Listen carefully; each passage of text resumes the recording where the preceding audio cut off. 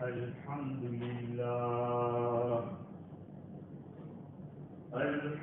لله وحده والصلاة والسلام على من لا نبي بعده أما بعد فأعوذ بالله من الشيطان الرجيم بسم الله الرحمن الرحيم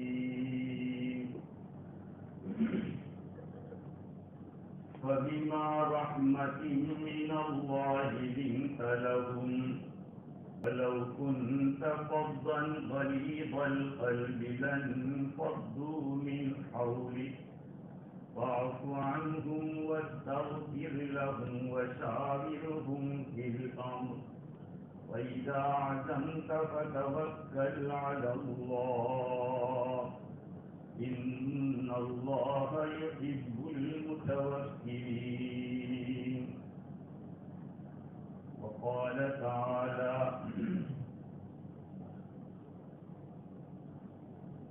والذين استجابوا لربهم وأقاموا الصلاة وأمرهم شورى بينهم ومما رزقناهم ينفقون. صدق الله العظيم. وقد روي عن النبي صلى الله عليه وسلم أنه قال ما خاب من استخار ولا ندم من استشار ولا افتقر من اقتصد أو كما قال عليه الصلاة والسلام. بزرگوں، پیارے بھائیوں، آپ حضرات جانتے ہیں کہ کل شام سے ہمارے یہاں دعوت و تبلیغ کا نیشنل مشورہ شروع ہونے جا رہا ہے. اس لیے اس بات کی ضرورت محسوس ہوئی کہ مشورے کی شرعی حیثیت بتلائی جائے کہ کیا مشورہ کرنا دین میں ہی ہے، دین کے کاموں کے لیے بھی ضروری ہے، یا دنیا کے کاموں کے لیے بھی مشورہ ہونا چاہیے؟ اور اگر مشورہ کرنا ہے تو کون کون سے امور میں کرنا چاہیے؟ اللہ رب العزت نے کلام پاک کے اندر دو انداز سے مشورے کا تذکرہ کیا. ایک انداز تو یہ کہ اپنے حبیب کو حکم دیا کہ آپ صحابہ سے مشورہ کریں، اور دوسرا انداز یہ کہ ایمان والے پرہیزگار لوگ، ان کی صفت بتلائی کہ امرہم شورا بینہم، ان کے معاملات آپس کے مشورے سے طے پاتے. اور قرآن مجید کی 114 صورتوں میں ایک سورت کا نام بھی سورت الشورا ہے. شورا اور مشورہ دونوں کا ایک ہی معنی ہے. شورا کے معنی بھی مشورہ، مشورہ تو ہے ہی اپنے معنی میں. میرے عزیزو، اللہ رب العزت نے سرور کائنات صلی اللہ علیہ وسلم کو کامل عقل کے ساتھ دنیا میں بھیجا، بلکہ پوری دنیا کی لوگوں کی عقلوں کو ایک طرف رکھا جائے اور میرے اور آپ کے آقا صلی اللہ علیہ وسلم کی عقل کو ایک طرف رکھا جائے تو حضور صلی اللہ علیہ وسلم کی عقل غالب رہے گی سب کے اوپر. ہاں، اللہ تعالیٰ نے اپنے حبیب کو اتنی عقل دی تھی، حسن بھی اتنا اور عقل بھی اتنی. اس لیے آپ نے جو فیصلے کیے اور جو شریعت بیان کی، کسی کو انگلی رکھنے کی جگہ نہیں ہے۔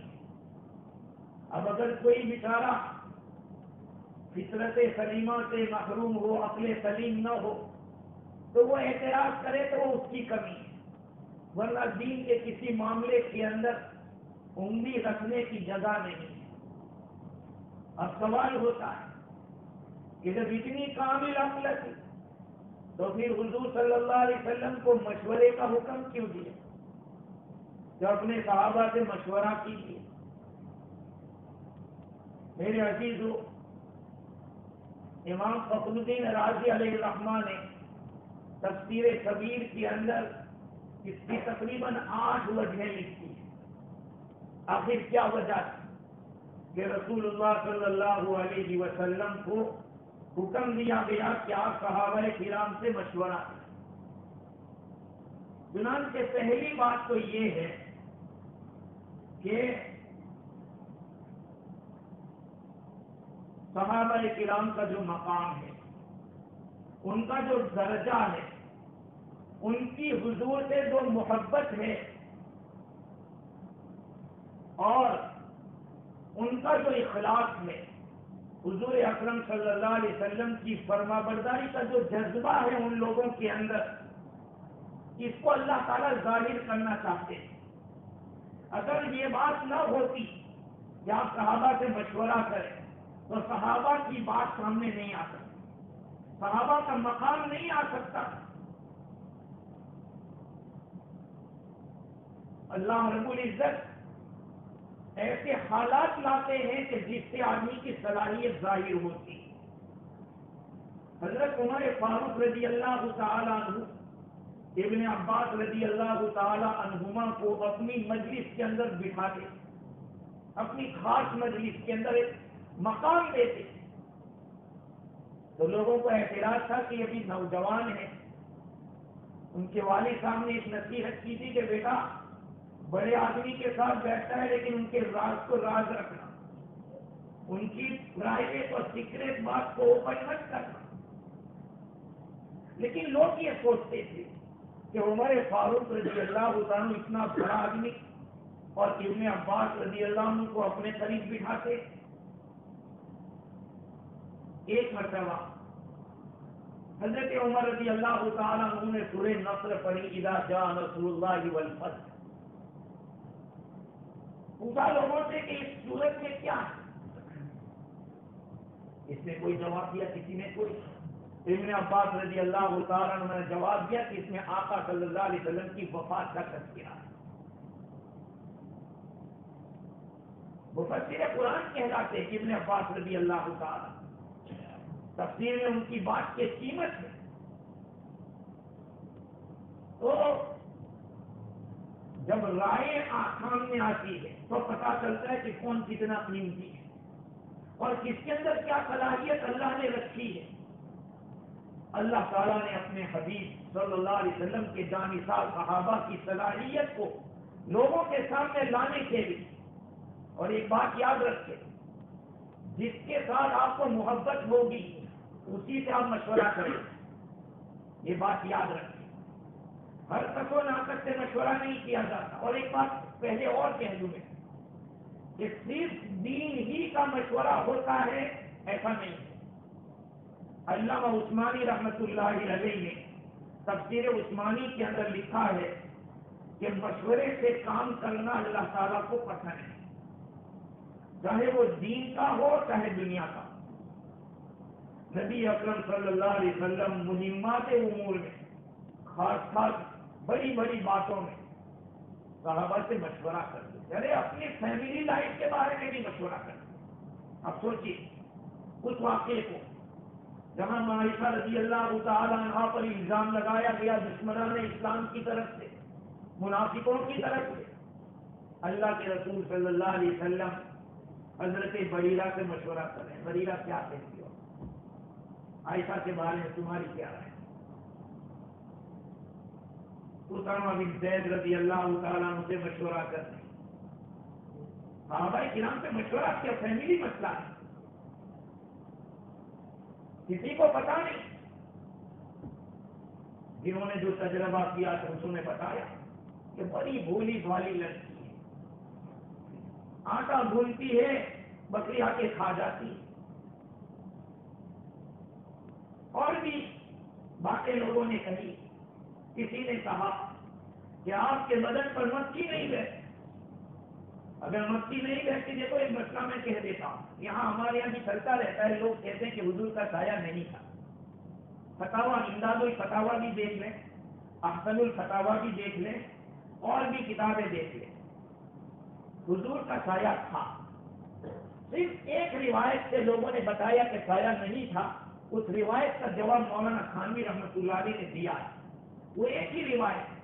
اگر حضور کا سایہ نہ ہوتا تو کئی حدیثوں سے یہ بات ثابت ہوتی، اس لیے کہ قسم کا معجزہ ہے. اس لیے علماء دیوبند کا تو اس پہ فتویٰ یہی ہے کہ آپ صلی اللہ علیہ وسلم کا سایہ تھا. ہاں، جس روایت کو بیان کیا ہے اس روایت میں کلام ہوا ہے. اس لیے بہت سی دفعہ یہ بات سنی گئی، موقعوں کو بتایا بھی گیا کہ وہی حضور کا سایہ تھا. کتابیں دیکھیے، امداد الفتاوی مفتی مولانا تھانوی رحمۃ اللہ علیہ، احسن الفتاوی مولانا رشید احمد پاکستان والے، اور بھی کئی کتابیں. لیکن یہ مکی والی بات تو تفسیر کی کتابوں میں لکھی ہے کہ حضور کو عرض کیا کہ اللہ کے نبی، ایک مکی جیسی مخلوق آپ کے بدن پہ بیٹھ نہیں سکتی، تو پھر آپ کے نکاح میں ایسی عورت کیسے آ سکتی؟ تو کسی نے کہا کہ حضور آپ کا نکاح کس نے طے کیا؟ تو اللہ تعالیٰ. تو اللہ تعالیٰ نے طے کیا تو پھر کچھ گڑبڑ ہو سکتی ہے. میں یہ عرض کرنا چاہتا ہوں کہ حضور اکرم صلی اللہ علیہ وسلم جہاں دوسرے امور میں مشورہ لیتے تھے، اپنے گھریلو معاملات میں بھی مشورہ لیتے. ارے خندق کے لیے حضرت سلمان فارسی رضی اللہ عنہ کو پوچھا، بھائی آپ کے یہاں جنگ کے وقت کیا کرتے؟ ان کے مشورے پہ عمل ہوا. اور بھی بہت سارے واقعات ہیں جس سے پتہ چلتا ہے کہ حضور اکرم صلی اللہ علیہ وسلم اپنے صحابہ کرام سے مشورہ کرتے ہیں. اور اس کی بنیادی وجہ یہ تھی کہ اللہ تعالیٰ صحابہ کا مقام لوگوں کے سامنے لانا چاہتے تھے کہ حضور کا مقام، صحابہ کرام کا مقام کتنا اونچا ہے. اور راضی نے دوسری وجہ یہ لکھی کہ آپ صلی اللہ علیہ وسلم کی عقل سب سے زیادہ اکمل، اعلیٰ درجے، لیکن مخلوق کے جو علوم ہے، پبلک کا جو نالج ہے، وہ لمیٹڈ ہے، متناہی ہے. اس لیے کسی انسان کے دل میں یہ بات ہو سکتی تھی، ہو سکتا ہے کہ کسی آرڈینری آدمی کے دل میں بھی کوئی بات آ جائے. ہاں، یہ اللہ رب العزت نے انسان کو عجیب طرح کا بنایا ہے. میں اپنا ایک قصہ سناتا ہوں. مجھے بمبئی کے اندر میرے طالب علم کا زمانہ سفر رہا تھا، تو ایک دوسرے عقیدے کے آدمی نے مجھ سے سوال کیا کہ آپ کی کتابوں میں ایک بات لکھی ہے. میں کیا لکھی ہے؟ کہا کہ امتی حضور سے عبادت میں بڑھ سکتا ہے. میں کا صحیح لکھا ہے. کیسی بات کرتے؟ میں کہا حضور صلی اللہ علیہ وسلم کی عمر مبارک 63 سال کی ہے. اللہ تعالیٰ اس امت میں کسی کو 100 سال 200 سال کی عمر دے دے تو وہ زیادہ نمازیں پڑھے تو بڑھ سکتا ہے، لیکن جو کیفیت ہے اس کیفیت میں کوئی نہیں بڑھ سکتا. ایک ہے کوالٹی اور ایک ہے کوانٹیٹی. تو کوانٹیٹی میں کسی کو اللہ لمبی عمر دے دے تو زیادہ رکعتیں پڑھ سکتا ہے، لیکن جو کوالٹی کی نماز آقا نے پڑھی ہے کوئی امتی نہیں پڑھ سکتا. حضور صلی اللہ علیہ وسلم کی جو عبادتوں میں کوالٹی پائی جاتی تھی وہ تو امت کہاں سے لا سکتی؟ کوئی نہیں لا سکتا، سب مل کر بھی نہیں لا سکتے. اللہ تعالیٰ کبھی کبھی دل میں ایسی بات ڈال دیتا ہے. تو صحابہ کرام رضوان اللہ علیہ مجمعین سے حضور صلی اللہ علیہ وسلم کو مشورہ کرنے کا حکم دیا، کیونکہ حضور کے سامنے دنیا کی باتیں بھی ہوتی تھی، دین کی باتیں بھی ہوتی تھی. ایسا نہیں تھا کہ صرف دین ہی کی بات. ہاں نہیں، ہاں حدیث بخاری شریف میں کہ پیرو کا ایک پھل ہوتا ہے، پیرو وہ کھایا جاتا ہے. صحابہ کرام توڑ کے کھا رہے، حضور نے بنا کہ کالا کالا توڑنا، کافیوں کا وہ زیادہ میٹھا ہوتا ہے. ارے حضور آپ کو بھی پتا ہے، میں بھی بکریاں چلاتا تھا مکے کے اندر تو مجھے پتا ہے. تو دین کی یہ مت سمجھو کہ صرف دین کی بیٹھے بس دین ہی کی بات ہوگی، پتہ دنیا کی بات بھی ہوگی، کھانے کی بھی بات ہوگی. اللہ کے رسول صلی اللہ علیہ وسلم نے اسی لیے فرمایا کہ انتم اعرف بامور دنیاکم وانا اعرف أعرف بأمور دينكم، تم لوگ اپنے دین کی باتوں کو زیادہ جانتے ہو اور میں تمہارے دین کی بات زیادہ جانتا ہوں. دنیا کی باتیں، وہ ایک واقعہ حضور اکرم صلی اللہ علیہ وسلم کے زمانے میں صحابہ کرام کھجور کے درخت پہ تعبیر کر رہے. تعبیر کے معنی گانٹھ لگا، ایک درخت کی دوسرے درخت کے ساتھ کنیکشن کرنا جس سے کھجور زیادہ پھلتی ہے، اس کو تعبیر کہتے ہیں عربی میں. حضور نے فرمایا کہ کیا کر رہے؟ کہا حضور ہم تعبیر کرتے. تو کہا کہ کیوں؟ ایسے کھجور زیادہ پھلتا. کہا ایسے کچھ نہیں ہوتا. صحابہ نے چھوڑ دیا، کچھ نہیں کیا. اس سال کھجور کی پیداوار میں کچھ کمی ہوئی. حضور نے پوچھا کہ کیوں، کیا بات ہے؟ اس دفعہ کھجور میں بہت پھلتا، آپ نے منع کیا کہ تعبیر مت کرو. ہم نے نہیں کیا. کہا تم عالم بھی پوری دنیا، تمہاری دنیا کی باتیں تم زیادہ جانتے ہو، کرتے رہو. تو اللہ تعالیٰ نے اس دنیا کو دارالاسباب بنایا ہے، تو ساری چیزیں سبب کے ساتھ ہوتی رہتی ہیں. لیکن یہ کہا رہا ہے کہ سبب کو مین مت سمجھو کہ سبب ہی سے ہوگا، نہیں ہوگا تو نہیں ہوگا، یہ مت سمجھو.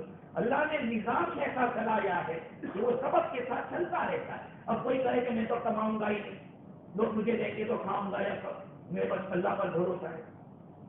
یہ دین نہیں ہے. دین تو یہ ہے کہ محنت بھی کرو، کماؤ، بیوی بچوں کا پیٹ بھرو. اس میں جو تکلیف آئے گی، بعض ایسے گناہ جو بعض عبادتوں سے نہیں معاف ہوتے، بیوی بچوں کے خرچے کے لیے جو تکلیف آئے گی اللہ اسے معاف کر دے گا. لیکن آدمی اس کو دین نہیں سمجھا. بیوی بچے کے لیے کمانے کو ہم دین نہیں سمجھتے. ہم تو سوچتے تو دنیا کما رہی، کیوں بھائی دنیا سے ہے؟ یہ بھی دین ہے، کیونکہ اس میں اللہ کا حکم پورا ہو رہا ہے. لِيُنْفِقْ ذُو سَعَةٍ مِّن سَعَتِهِ، آدمی اپنی طاقت کے مطابق گھر والوں پر خرچ کرے. یہ قرآن کا حکم ہے، تو آپ قرآن کے حکم کو پورا کریں گے تو ثواب ملے گا.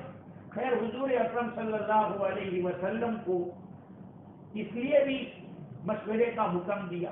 حضرت سفیان بن عیینہ فرماتے ہیں تاکہ امت مشورے کی عادت ڈالے، مشورے کی عادت ڈالے، ایک دوسرے سے مشورہ لیں. صحابہ آپس میں مشورہ لیتے تھے، حضور صلی اللہ علیہ وسلم صحابہ سے مشورہ کرتے تھے. لیکن آج ہم لوگوں کے معاملات کچھ ایسے ہیں کہ ہم مشورہ صرف دین کے لیے سمجھتے ہیں کہ بھائی تبلیغ کا مشورہ ہے، نیشنل مشورہ ہے. بھائی یہ تو کر رہے ہیں اور کرنا چاہیے دین کے کام کے لیے، لیکن اس کو گھروں تک پہنچانا ہے. اپنے مارکیٹ میں بھی مشورے سے، اپنے ماحول کے اندر بھی مشورے سے چل رہے ہیں.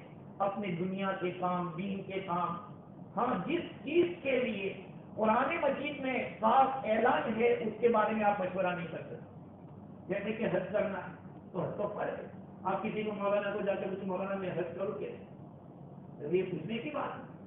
فرض ہو گئے تو کر لو، اس میں مشورہ نہیں. ہاں یہ مشورہ کر سکتے ہیں کہ میں انڈیویجل جاؤں یا کسی گروپ میں جاؤں، ایسا مشورہ کر سکتے. باقی یہ کہ حج کروں یا نہ کروں، اس میں مشورہ آپ کے لیے اجازت نہیں. اور قرآن مجید اور حدیث میں جس کے بارے میں اوپنلی حکم آ چکا ہے اس کے لیے آپ مشورہ نہیں کریں گے. اچھا چھوٹی چھوٹی بات کے اندر مشورہ کرنا، پیٹا کرنے جانا چاہیے یا نہیں جانا چاہیے، اور چھوٹی چھوٹی بات میں مشورہ کرو گے تو علامہ عثمانی فرماتے ہیں کہ کام ہی نہیں ہوں گے آپ کے.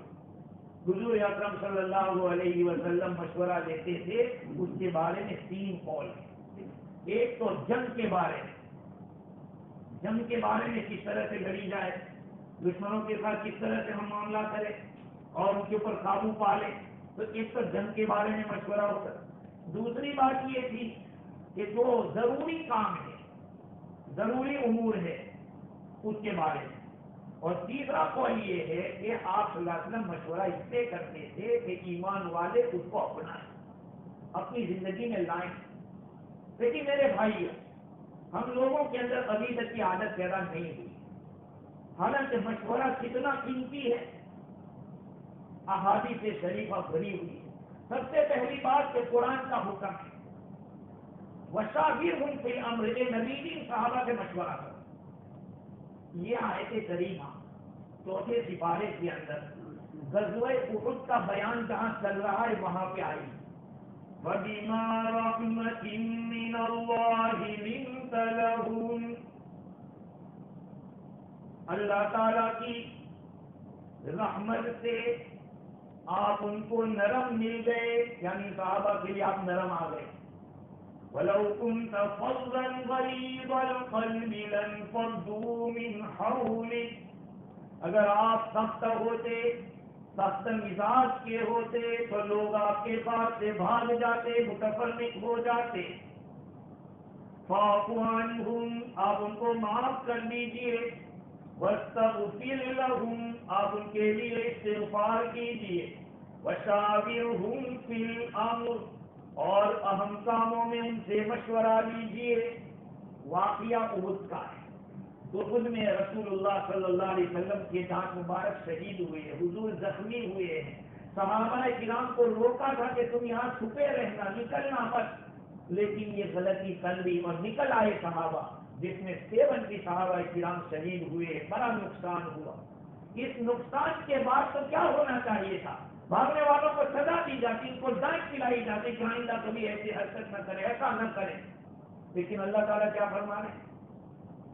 صحابہ کرام کے بارے میں اللہ تعالیٰ حضور کو حکم دے رہے ہیں، فَاعْفُ عَنْهُمْ، آپ ان سے درگزر کر دیجیے، معاف کر دیں، ان سے بھول ہو گئی. اللہ کے نبی کو اللہ تعالیٰ حکم دے رہا ہے کہ ان کو معاف کرو. وَاسْتَغْفِرْ لَهُمْ، اور ان کے لیے استغفار بھی کرو، اللہ تعالیٰ سے معافی بھی مانگو. وَشَاوِرْهُمْ فِي الْأَمْرِ، اور ان سے مشورہ لیجیے. یہ تو غلطی کے بعد مقام بڑھ رہا ہے. ہاں، صحابہ کرام کا مقام اب اللہ تعالیٰ دکھا رہے ہیں کہ مشورہ بھی کیجیے. امام فخر الدین رازی نے اس مقام کے اوپر لکھا ہے کہ اصل میں بات یہ تھی کہ صحابہ کرام کے دنوں میں یہ بات ہو سکتی تھی کہ چلو اللہ نے معاف کر دیا، لیکن جو مقام ہمارا پہلے تھا، اس غلطی سے پہلے، ہو سکتا ہے کہ ہمارا مقام اب وہاں نہیں پہنچے گا، کیونکہ ہم غلطی کر چکے. اللہ کے نبی کی بات کو ہم نے ٹھکرا دیا، ہم اس کے اوپر جم نہیں سکے. تو ہو سکتا ہے کہ ہمیں اللہ نے جو اسٹیٹس کو اور مقام دیا تھا، ہم اس مقام پہ گر گئے، اب وہاں کیسے پہنچے. اللہ تعالیٰ نے یہ دل صحابہ کی دلوں میں جو بات آ سکتی تھی اس کا علاج کر دیا کہ مشورہ لینا کس سے لیا تھا؟ صحابہ کرام کو مشورہ لینے، اس سے صحابہ کرام کے دلوں کو جمایا اللہ تعالیٰ کہ دیکھو اللہ تعالیٰ نے تو ہم سے مشورہ لینے کا حکم دیا. اس سے صحابہ کے دل یہ ہوں گے کہ نہیں، ہمارا مقام گرا نہیں ہے. اور یہ بات یقینی میرے دلیل ہے کہ جو آدمی گناہ کرتا ہے اس کی گناہ ہو جاتا ہے، اور گناہ کے بعد جو توبہ کرتا ہے اللہ تعالیٰ کے نزدیک کو بڑھتا ہے. ہاں، میری نمازیں، میرے روزے سب ایک طرف، لیکن سب سے بڑی بات خدا کے سامنے اپنے آپ کو گرانا، اپنے آپ کو جھکانا. اللہ رب العزت کے نزدیک سب سے بڑی بات یہی ہے. ہاں، آدمی غلطی ہو جائے اس کے بعد غلطی پر اڑا رہے، یہ بہت بڑا گناہ. لیکن غلطی کے بعد توبہ کر کے اللہ کے سامنے جھک جائے اور اپنے کو کہتے کہ یا اللہ میں کیا ہوں، یہ تو تیرا بندہ ہوں اور مجھ سے غلطی ہوئی. اس سے اللہ رب العزت کے یہاں مقام بڑھتا ہے. اور اس میں اشارہ اس بات کی طرف ہے کہ بندہ یوں سمجھ لے کہ اللہ رب العزت کے نزدیک عبادتوں کے مقابلے میں اپنے آپ کو گرانا اور اللہ تعالیٰ کے سامنے اپنے آپ کو بالکل جھکا دینا، اس کا مقام بہت اونچا ہے. اسی لیے مولانا مکی دامت برکاتہم جو مکہ مکرمہ میں باب العمرہ کے پاس بیان دیتے ہیں، وہ شیخ زکریا رحمۃ اللہ علیہ کے خلفاء میں سے، وہ سال لگا کے آئے تو شیخ زکریا رحمۃ اللہ نے فرمایا ہے کہ دیکھ بھائی تو برا مت سمجھنا، سارے چلے تیرے 4 مہینے تیرا سال سب ایک طرف. سب سے بڑی بات ہے خدا کے سامنے گر جا، اللہ کے سامنے اس کے قدموں میں گر جا اور کہہ دے کہ میں نے کیا کیا ہے، نیکی میری کوئی نیکی نہیں ہے مولا، یہ تو تیری توفیق ہے. اس چیز سے آدمی کا مقام بڑھتا ہے. مجھے یاد ہے اسی طرح ہمارے حضرت الاستاذ مولانا سید ابرار احمد صاحب نور اللہ مرقدہ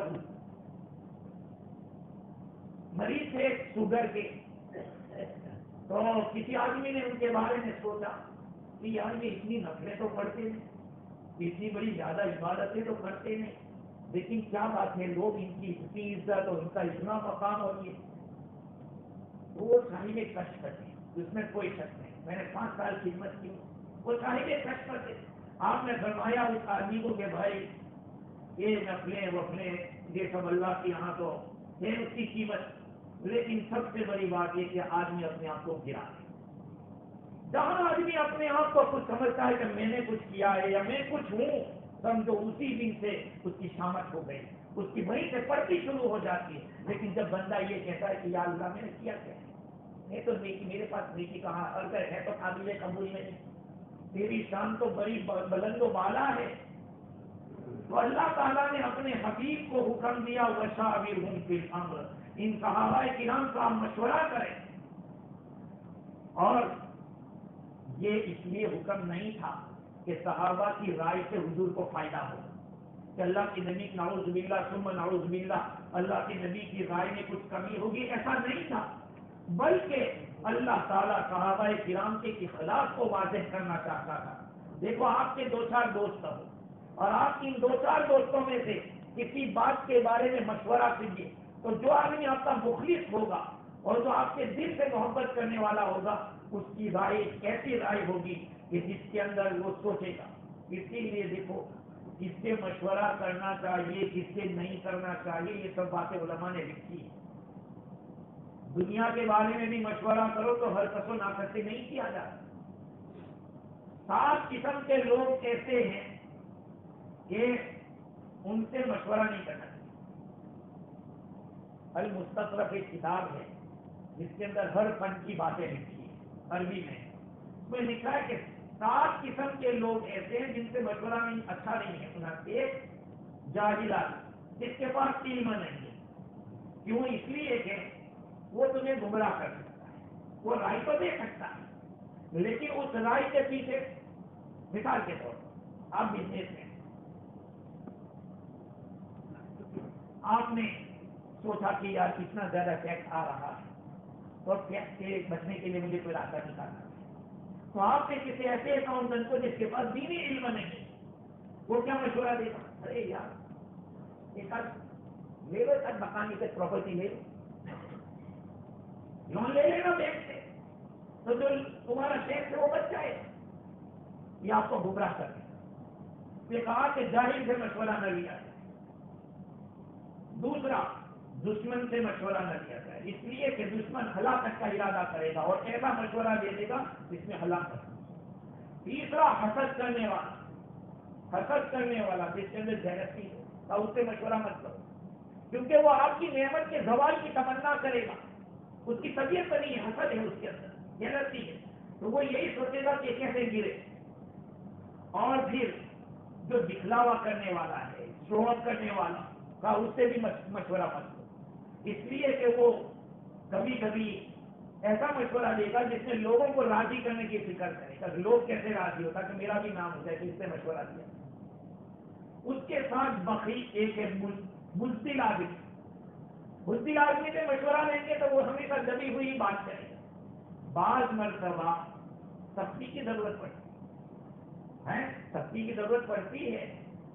حضور اکرم صلی اللہ علیہ وسلم نے حجاج پہن لیے.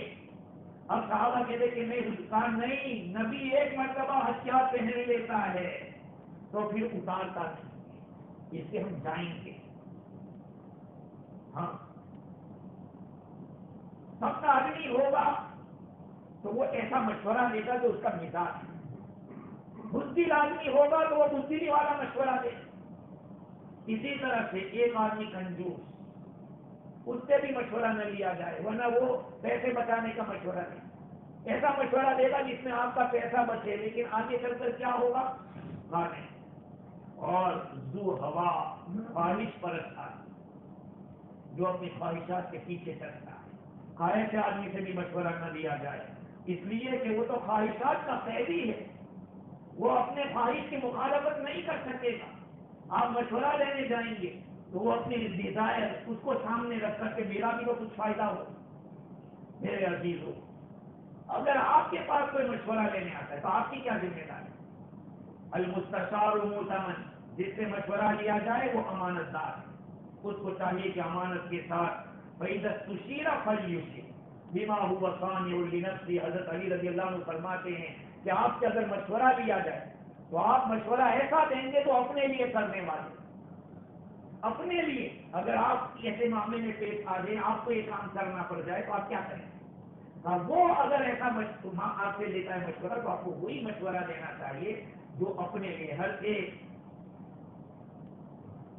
فارسی زبان میں ہے کہ جو اپنے لیے پسند کرو، ہر کی خواہش پسندی برائے دیگراں کے پسند، یا جو اپنے لیے ناپسند کرو دوسرے کے لیے بھی ناپسند کرو، اپنے لیے جو پسند کرو اپنے بھائی کے لیے بھی وہی پسند کرو۔ اس لیے مشورہ دینے کے لیے دنیاوی امور میں اگر کوئی مشورہ لے رہا ہے، ایسے بھی تو آج کے زمانے میں پوچھتا کون ہے؟ پوچھتا کون ہے؟ ہماری یہاں بس آتا ہے ایک بات آتا ہے، کون آیا 3 طلاق دے، ایک کے بعد ایک کے بعد ایک، بھائی کوئی فرض ہوا کتنا 3 دینا؟ لوئر کے پاس جاتے ہیں، ہندوستان کے اندر ایسا ہوا کہ ایگزام کے بلایا تھا، اس طرح کا معاملہ ہے، میں نے کہا دکھاؤ، میں نے دیکھا تو 3 لکھ، میں نے کہا کوئی فرض واقعی تھا 3 لکھنا؟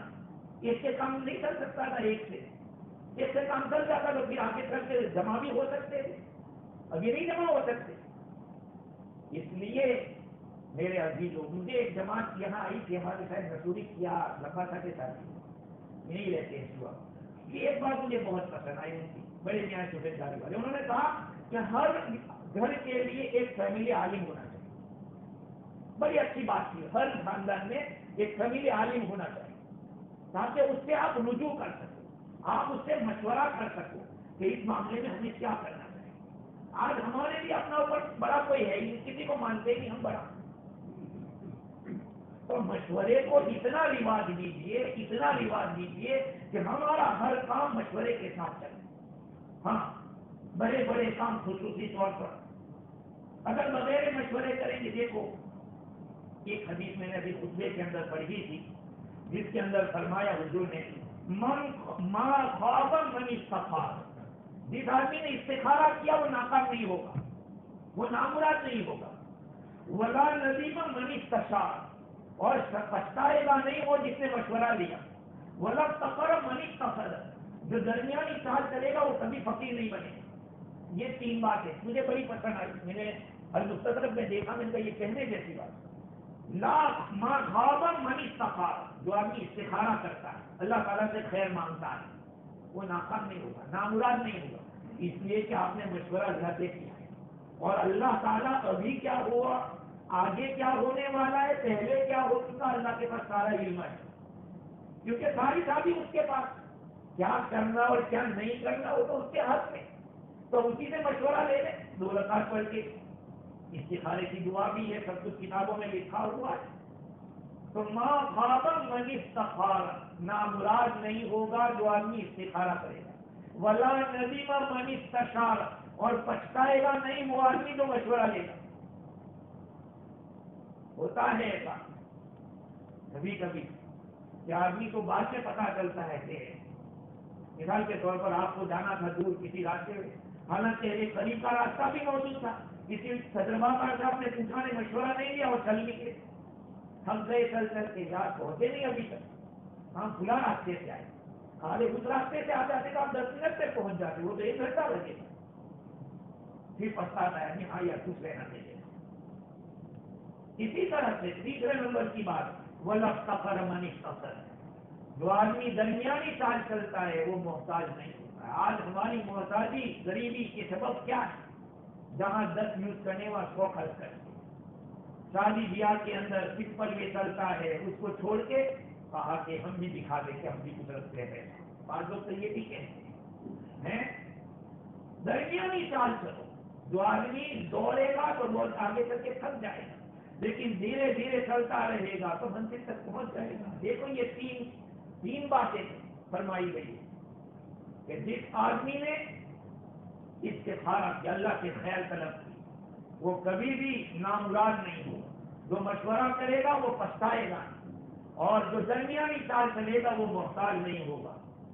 اسی لیے بعض علماء نے لکھا ہے کہ لوگوں کی 3 قسمیں ہیں، لوگ 3 قسم کے ہوتے ہیں، ایک رجل، ایک وہ آدمی جو کمپلیٹ آدمی، کمپلیٹ، دوسرا رجل نصف رجل، آدمی تو ایک ہے لیکن آدھا ہے وہ، اور تیسرا رجل لا رجل، آدمی تو ہے لیکن آدمی ہی نہیں ہے وہ۔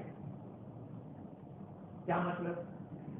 جو آدمی مکمل ہے وہ ہے کہ جس کے پاس خود کی بھی صلاحیت ہے اور لوگوں سے مشورہ بھی لیتا ہے، یہ کمپلیٹ آدمی ہے۔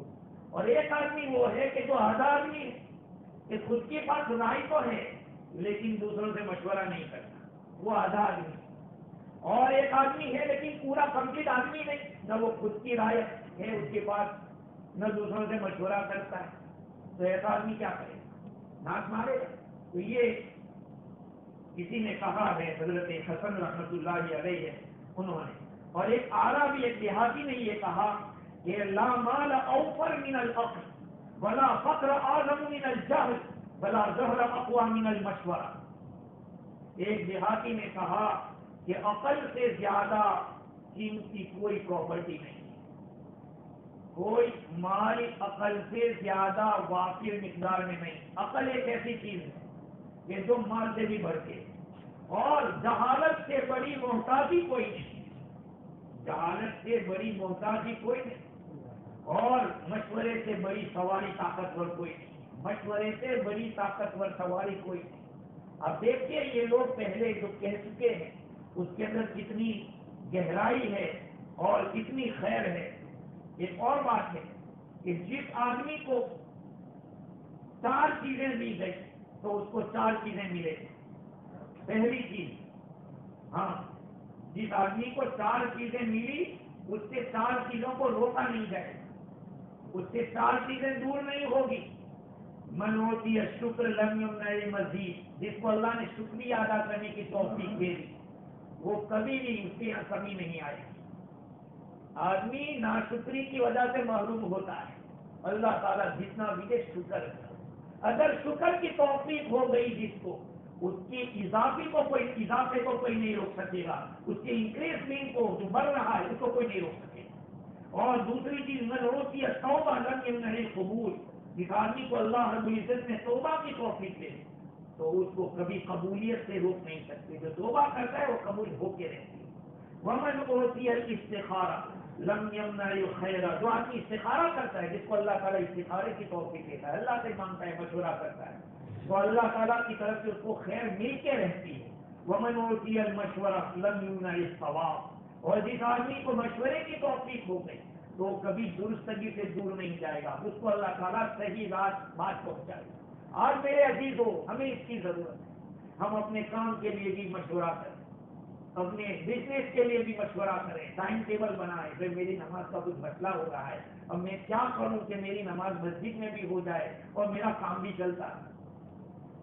ابھی ساؤتھ افریقہ سے کل پرسوں میرے یہاں میسج آیا، سوال آیا، وہ آپ کو میں سنا رہا ہوں۔ سوال یہ تھا کہ قرآن مجید میں اللہ رب العزت فرماتے ہیں کہ اذا نودی للصلاة من یوم الجمعة فاسعوا الى ذکر اللہ وذروا البیع، جب جمعہ کے دن اذان کہی جائے تو نماز کے لیے دوڑ پڑو، خرید و فروخت کو چھوڑ دو۔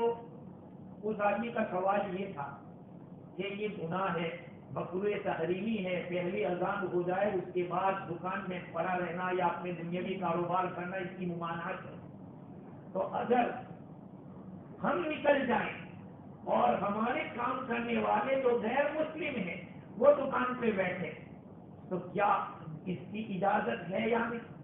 سوال اچھا ہے، مشورہ ہے کہ ہم کیا کریں۔ فتاوی رحیمیہ کے اندر لکھا ہے کہ ان لوگوں کا تو جمعہ فرض نہیں ہے، غیر مسلم ان کا جمعہ فرض نہیں ہے، تو اگر سارے کسٹمر غیر ہو تو میں نے کہا کہ غیر اگر کسٹمر ہے تو اپنے غیر مسلم کو وہاں کھڑا رکھے، آپ نماز کے اذان سے پہلے ہی نکل جائیں، اور اگر مسلمان کسٹمر ہیں تو پھر آپ کو بند کر دینا چاہیے، کیونکہ آپ کی دکان کھلی دیکھ کر دوسرے مسلمان وہاں جائیں گے کہ ابھی دکان کھلی ہے، کام لے، تو آپ کی وجہ سے وہ نماز کے اندر دیری کریں گے۔ دیکھیے دین ہے، آج لوگ پوچھ رہے ہیں، یہ دعوت کی برکت ہے، تبلیغ کی برکت ہے کہ لوگ مسئلے پوچھ رہے ہیں، کیوں پوچھ رہے ہیں؟ ان کو یہ اس کا فکر ہے کہ ہماری روزی کہیں حرام کی نہ ہو جائے، ہمیں کوئی گڑبڑ نہ ہو جائے۔ ہمارے یہاں ابھی یہ مزاج نہیں، ابھی کم ہے، کچھ لوگ پوچھتے تو ہیں الحمدللہ، اس کا میں انکار نہیں، لیکن جتنا پوچھنا چاہیے اتنا نہیں پوچھ رہے۔ اتنا پوچھو کہ عالم تھک جاوے کہ یار مسئلہ تو کس میں بتاؤں میں. آپ لوگوں میں وہ جذبہ ہونا چاہیے. اس لیے تو تیسرا نمبر علم کا رکھا ہے. کیوں؟ جذبہ پیدا ہو حلال حرام جاننے کا، پاکی ناپاکی کا، کہ نماز میری کیسے صحیح ہوگی. میرے بھائیوں، اللہ رب العزت نے یہ مشورے کی جو ایک صفت جاری فرمائی جس میں امت کے لیے خیر ہی خیر ہے. جو آدمی اپنی عقل سے کام پورا نہیں کر سکتا، تھوڑی اپنی ہے اسی لیے دوسرے کی لے لے تو کام کمپلیٹ ہو جائے گا. اور مشورہ دینے والے کو بھی کہا کہ تجھے امانت داری سے دینا ہے. اگر تجھ سے مشورہ لیا جائے تو پھر ایسا نہیں ہے کہ سامنے والے کو بھگونے کی فکر کرے. حضرت سمرہ بن جندب رضی اللہ تعالیٰ عنہ فرماتے ہیں، حضور نے فرمایا المستشار معتمد ان شاء اشار و ان شاء لم یشر. دیکھو، جس سے مشورہ لیا جائے وہ امانت دار ہے، چاہے تو دے چاہے تو نہ دے، چاہے تو دے چاہے تو. اگر دے تو اب امانت داری کے ساتھ گرانے والا مشورہ نہ دے. ہاں، ایسا ہوتا ہے آج کل کہ سامنے والا کہا جائے ڈوبے، ہم نے تو بتا دیا نہیں. چاہے غیر مسلم بھی آپ کے پاس آئے، غیر مسلم. میں نے یہیں پر بیٹھ کر آپ کو قصہ سنایا تھا، شاید بھول گئے ہوں گے، کہ حضرت عالمگیر رحمت اللہ علیہ اورنگزیب رحمت اللہ علیہ کی لڑائی ہو رہی تھی، اس کے ساتھ مراٹھوں کے ساتھ، اور وہ ڈوبنے والے تھے، ہارنے والے تھے، راشن ختم ہو گیا، اناج ختم ہو گیا. اس نے اپنی ماں کو جا کے کہا کہ ماں، تاکہ اس سے مشورہ لے. کس سے؟ عالمگیر سے. ہاں، اس سے وہ تو دشمن نے کہا نہیں، اسلام میں ہے کہ امانت داری سے مشورہ دو. وہ گیا مشورہ لینے. عالمگیر رحمت اللہ علیہ نے فرمایا کہ صلح کر لے. کیا کرنا؟ دشمن سے فرمانے کہ صلح، وہ تو جانتے کہ ابھی ہار جائیں گے، ان کو یہ نہیں رو پائیں گے، اناج ختم ہو گیا ان کا. لیکن ہمارے بزرگوں نے میدان کے اندر بھی دین نہیں چھوڑا، فتح کی حالت میں بھی دین نہیں چھوڑا. اور دین کا جو حکم تھا مشورہ کے امانت داری سے دیا جائے، وہ ایسے میدانوں کے اندر بھی اللہ کے نبی کے حکم کو زندہ کیا. میرے بھائیوں، دین بہت آسان ہے، خیر خواہی خیر خواہی ہے، لیکن ہم سمجھیں ہماری ذمہ داری کیا ہے. صرف مشورے کو یہیں تک محدود نہ رکھیں، یہ مشورے کو ہر جگہ پہ اس کو رواج دے، اپنے گھروں کے اندر، دوست و احباب کے اندر. اللہ تعالیٰ مجھے کہنے سے زیادہ، آپ حضرات کو سننے سے زیادہ عمل کی توفیق عطا فرماوے. وآخر دعوانا الحمد للہ رب العالمین.